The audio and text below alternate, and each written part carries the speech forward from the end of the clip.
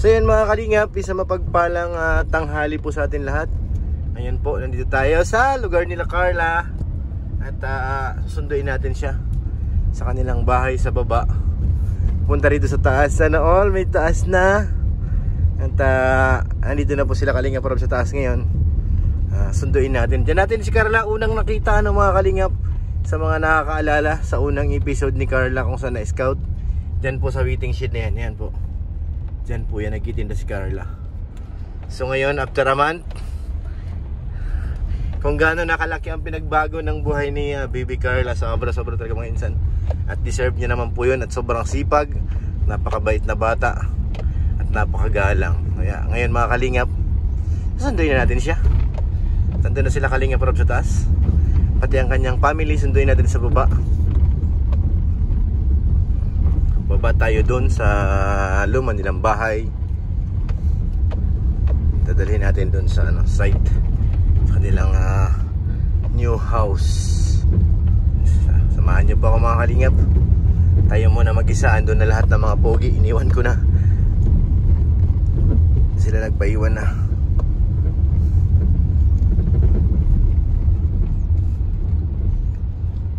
Dito, malapit lang naman. May ilang minuto lang na lakad mga Kalingap. Simula dun sa taas, punta rito sa luma nilang bahay. Parking muna tayo dito.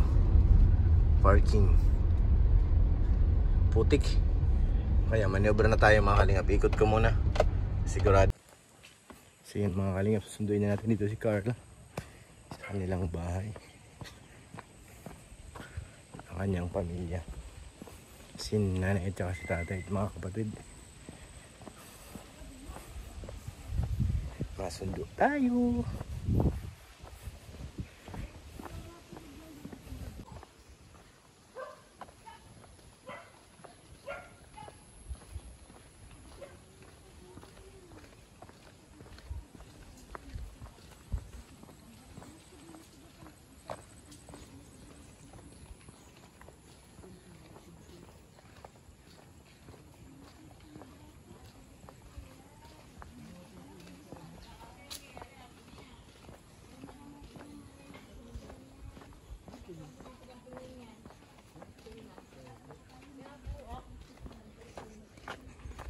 Yan mo lang parada o. May lubot ko dyan. Ha?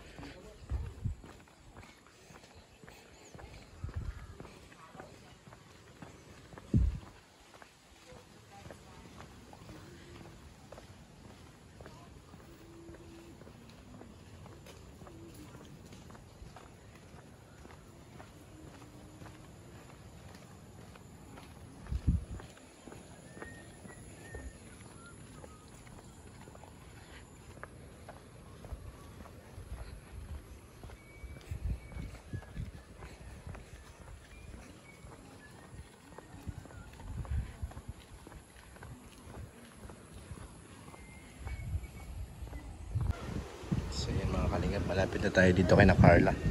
Ito na yung hagdanan nitong palatandaan pag malapit na tayo ng hagdan. Pababa na tayo.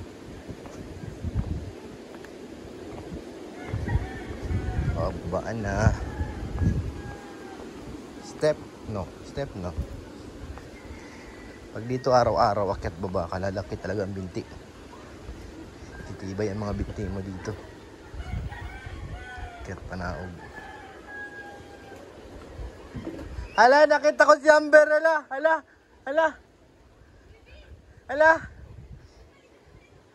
Wala siyang damit? Walang damit?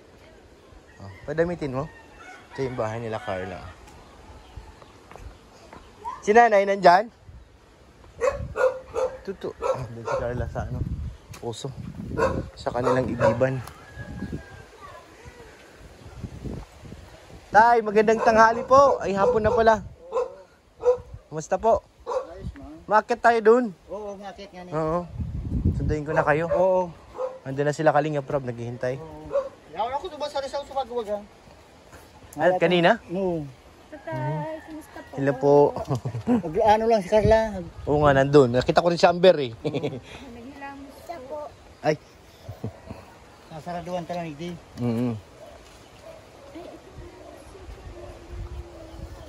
Excited ka na sa bahay niyo? Ito. Isimulan ng bahay niyo. Malalayo ka na sa mga kalaro mo. Doon ka na ulit sa taas. Ano muna, ani? Katabi mo na doon si ano, si Ate Rosan. Ako rin nasa ikan mo. Ito na, ito.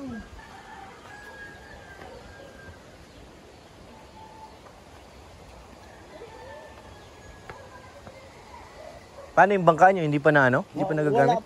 Wala pong subrikilya pa. Ah, sobrikilya ba ang tawag doon? Oo, tapos lambat. Wala pa. Nasa magkano ang ano ng Mga ano man, 20.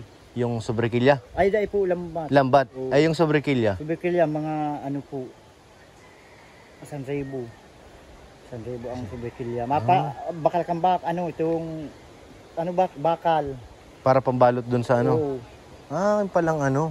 Pag may kung anong subrikilya, Bawasag. pati ko ang ihi. Mm. Mababawasan pati ang ano ko itong likod. Mm. Ah, yung palang kailangan pag mabato. Oo. Sobrikilya palang tawag ng mga kalinga. Sana ano yung lambat mo sumna para makapag ano ka na, Laot na. makapaglaot na. Dati rin kayo nagkapalaot? Oo. Ang ano man, iba-iba man ang ako rin. Mm. Ay, ano na si Amber? Kwento ko yun, oh. Iyo, sige na. Ah! Mihingi ng tulong si Carla. Ibabuhatin? Nakaratong kasi napaluto po da. Ah, nagpaluto. Mm. Nagabang na po nga na ako lumang sa bago, lumang sa Rizal. Oo. Nahiling taka mo, baba na ako. Sabi ni Kalinga Prob, sunduin ko raw kayo dito. Ay. Saan kuya mo? Wala po. Wala pa? Wala pasok ngayon, oh. Mario. Ah, nasa taas. Nasa bulangan po. Hmm. Mamimiss mo to dito pag nakalipat na kayo doon sa taas.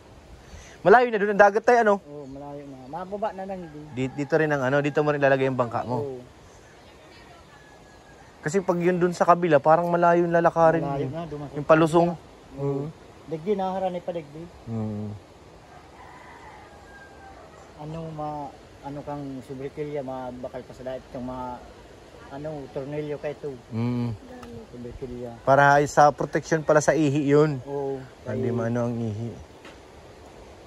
Kasi doon yung mga dati kasi paggawa namin, doon kasi buhangin. Oo. Hindi sila naglalagay talaga ng sobrikilya dahil Ay, buhangin lang kaya naman eh. Bye-bye duman. Oo. Bye-bye. Maganda naman duman, may sulong. Mm. Pero may gumagawa nun dito pag nagpalagay ka ng sobrikilya. Ugwa. Hinabihan ko na si mga pagawaan ito mga pagawa. Hinabihan ko na. Pag kumpleto na po gamit da. Gagawin niya na. Oo, gagawin. Para magamit Ito na. makalaot na nga ni. Anong kailangan lambat dyan? Anong klaseng lambat ang... Mga pamino. Mga Anong? nuhibi medyo mata. Basta kung bayhan, mabiling bayhan. Mm. Araw po kay Neo, papay ng... Tingnan nga natin kung anong klase ng lambat. Araw po kay Neo. Ah, ganyan. Oo, sa kod abayhan po araw po ini. Araw po abayhan. Abayhan. Oo, Ay, araw po ini. Yung para lumubog yung ano, yung ilalim. Iyo, may tingga. Mm. Sa kod araw po kanya matao. Ganito kalaki. Iyo, nuhibi. Ano ba yan? Na pag binili mo, buo na. Gawa na siya o ikaw pang gagawa? Kasi Hindi man mabakal kay ini buo na. buo na. Oo. Kasama na yung ano, Iyo yung... na kasama na kay ini. Mhm. Ugo na kay ining kasama na. Nasa magkano yun? 20. 20. Oo, 20. 20. Tapos di ba yung ibabaw pa nito mayroong mga goma para lumutang? Ugwang guma yan. Ugwa yan pataw. Oo, yung pataw nga yun. Para lumutang yung ano. Ano nga, Baboy. dapat nga makalaot na ako. Sarap nga ano, na-miss niya na magpalaot. Mm. Sino sasama to, Toy? Sasama ka? Kaya mo? Naiba yan. Ah, Sa kudya, grabe. Si Saro kong aki. Yung panganay. Oo. Nalaot kayong banggi. Oo. Mga anong isda na huli pag ganitong lambat? Abo, kiskisan. Yung mga Oo, pag malalaki. Ay, ibig sabihin na ilalatag lang siya. Lalatag lang yan. Hindi siya paikot, hindi. Pahaba lang. Pwede man paikot.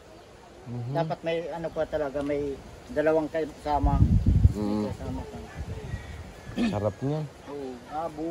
Tapos mga sariwang isda, go.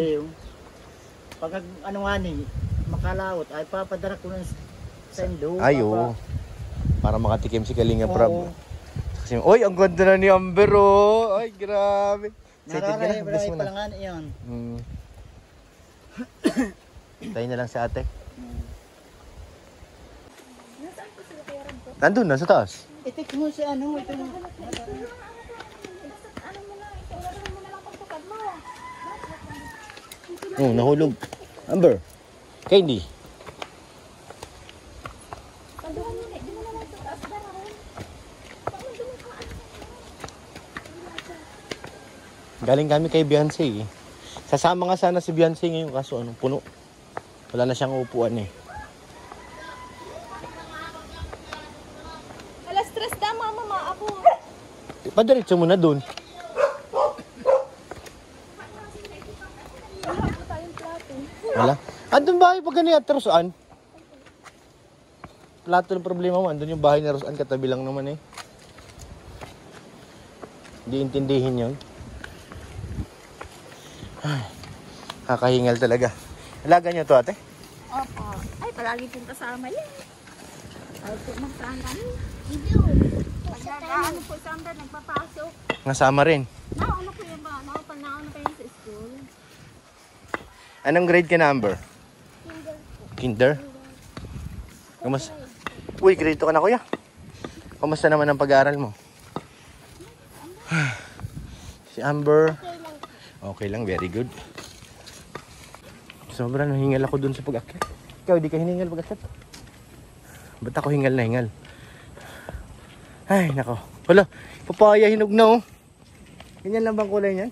Ganyan lang po. Okay. Amerikano. Amerikano. Pag hinog orange na. Oh, kala ko green eh. Amerikano. Papaya. Magkasin laki na kayo, Nay.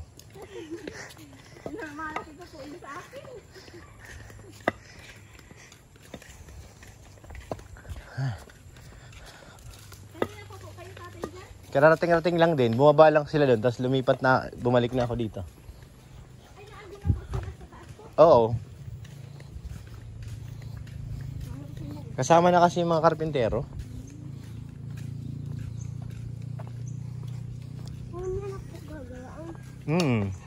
Okay, congrats. Malapit ng bahay ni Totoy. Oh. Kaso nga lang, malayo ka na sa dagat. Di ka na makaligo araw-araw. Layo na ang dagat.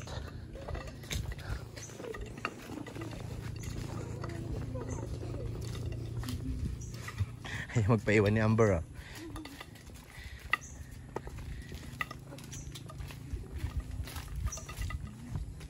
I came to you whenever. Bilis si tatay maglakad. Nauna sa atin oh.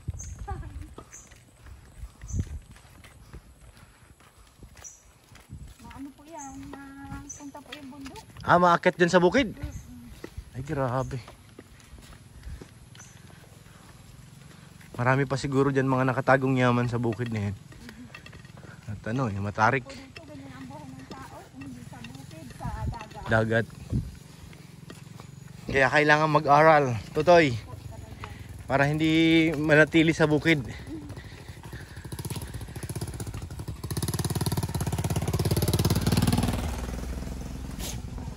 Binahing yung tuta. Anong pangalan ng dog niya, kuya? Bark. Bark?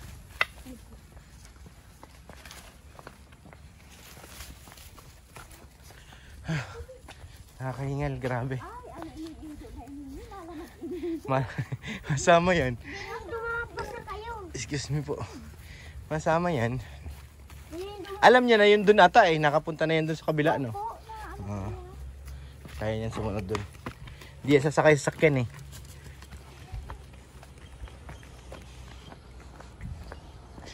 Ay, yan, papunta na kami dun sa kanilang pagtatayuan ng bahay. Sulit.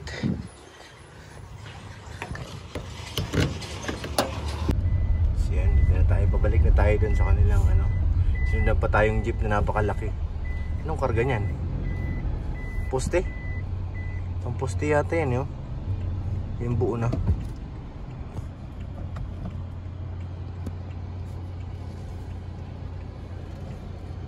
Diyan yata ibababa pati.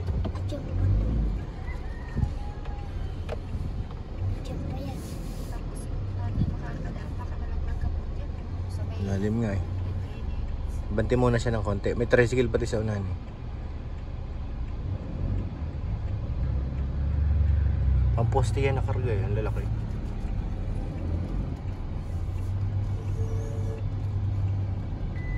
Jeep. Sariling atin. Carla, may naalala ka ba dito?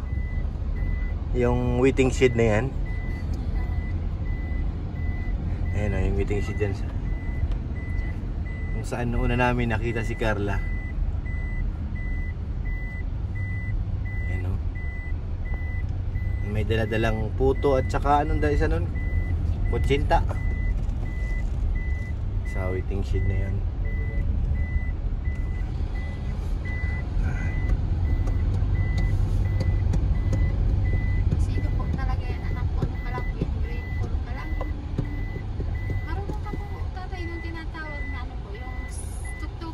Oo. Yan, nakuha ko siya noon, tapos tinitinda. Grabe. Tapos iniipon ang pera niya. Talagang bata pa lang siya, masinop na ano. Ano po yan? Pinag-ipon niya yung pera niya para makabili siya ng sarili niya yung cellphone. Wow, galing naman ni Carla. Kasi po ano po eh, wala naman kami ibibili sa kanya. Oo. Yung papa niya po, ano, minsan po, palagi malakas ang dagat. Hindi makapalaot. Sana bago na naman makakuha si papa niya ng pera. Talagang masabi nating bata pa lang madiskarte na sa buhay. At pag may gusto siya, gagawa niya ng paraan pag-iipunan niya. Oo, very good. Wala na akong masabi kay Carla. Talagang, kumbaga kulang na nga lang ng baby. Buti, pag baby hindi pa pwede maghanap buhay ay. Ano na, hindi kami pinapa-overtake. May package pa oh, sana all.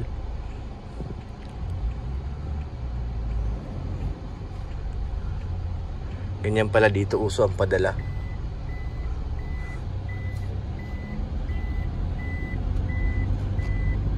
Tahimik si Amber ah.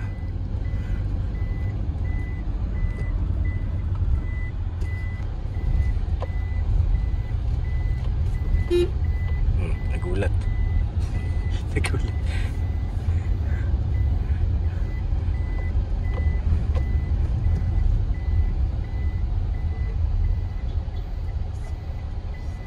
Takay kasi oh.